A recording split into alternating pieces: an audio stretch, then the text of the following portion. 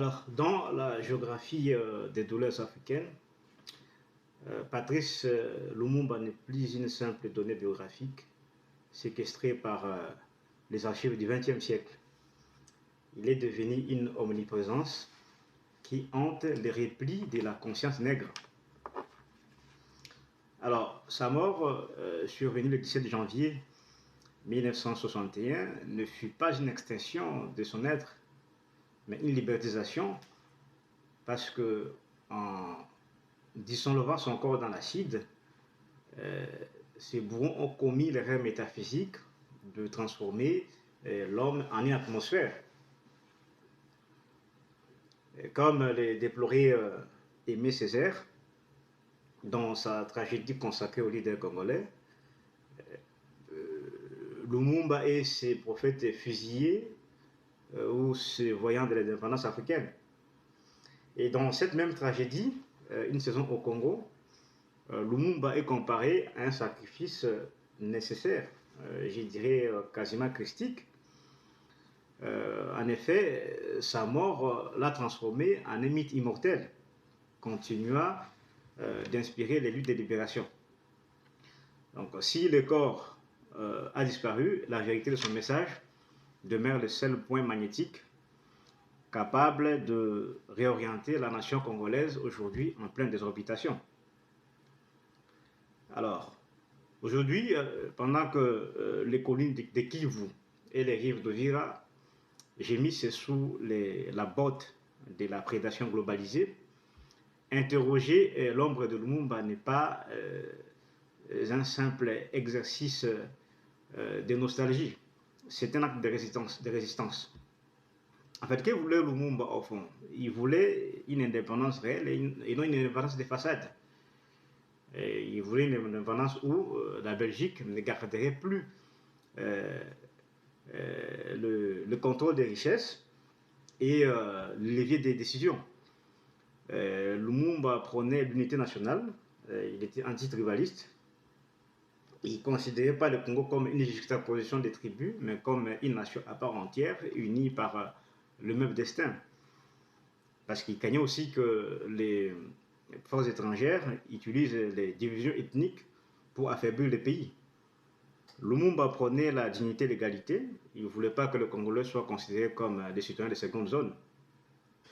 Il a prôné le panafricanisme. Il voulait voir le Congo lié à toute l'Afrique et libérer cette dernière de toute forme de tutelle étrangère. Il voulait une politique de non-alignement en pleine guerre froide.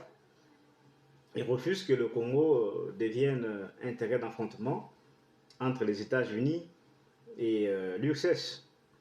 Il voulait travailler avec tous les pays, Est-Ouest, sur le même pied d'égalité, du moment où la souveraineté du Congo était respectée. Alors nous sommes aujourd'hui dans la tragédie d'Uvira et de Kivu. Les occupants y déploient la terreur, cartographier la peur pour mieux régner sur les mines.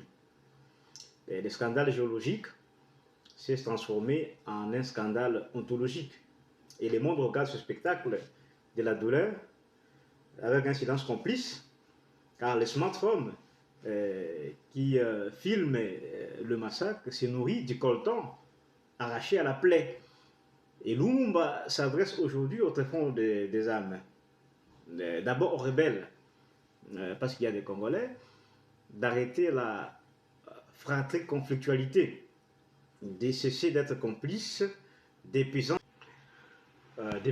occultes, car ils sont considérés comme des instruments d'un système qui les jettera une fois les mines vidées. Au pouvoir de Kinshasa, la fin de l'inertie au sommet de l'État, pour ne pas insulter la mémoire des martyrs. La souveraineté ne se négocie pas dans des suites d'hôtels à l'étranger. Il faut passer de la gestion des privilèges à la constitution du peuple. Au Rwanda, à l'Ouganda et aux pays voisins prédateurs, l'unité ne se bâtit pas sur le vol des richesses d'un frère, mais sur la sueur partagée. La grandeur ne s'acquiert pas par l'invasion, sachez qu'on ne possède pas une terre qu'on a profanée.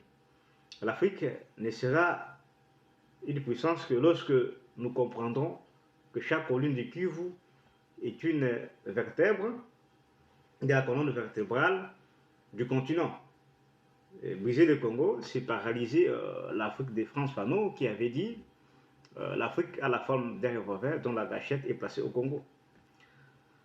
Bien, nous, notre rôle en tant qu'écrivain, c'est de célébrer la beauté du monde et de crier face à l'horreur.